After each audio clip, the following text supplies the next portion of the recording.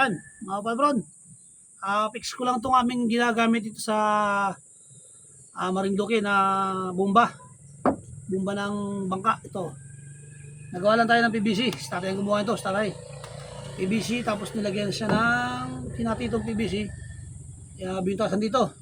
May bukas dito yan. Tapos ito ay nilagay dito. Nimpuksihan. Tapos gumawa din starter nito ng kahoy na may plastic na ginupit.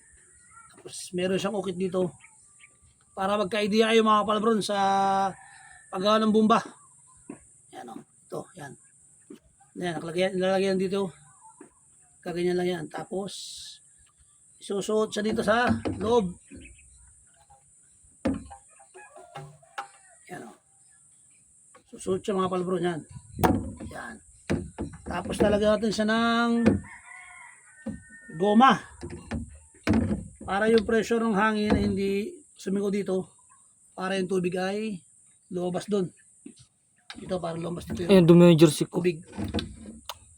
Gamit. Tatalihan ko mga ito mga palbron.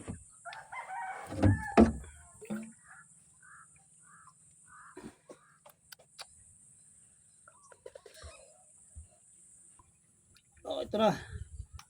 Yan, mga palbron, no? Itali ko na to.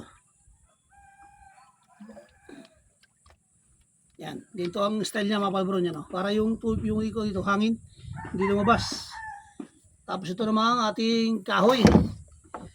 Kahoy na kwan. Tapos nilagyan natin ng plastic na Gatorade na ginipit-gipit. Yan, no?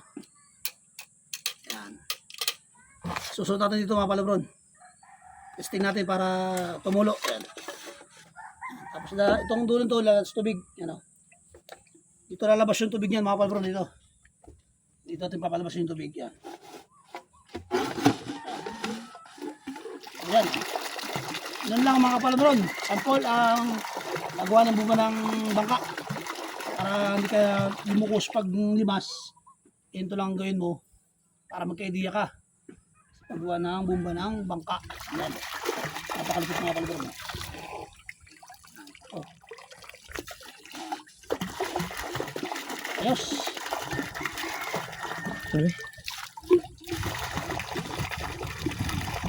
Ayos mga palbron. Pwede na kayo.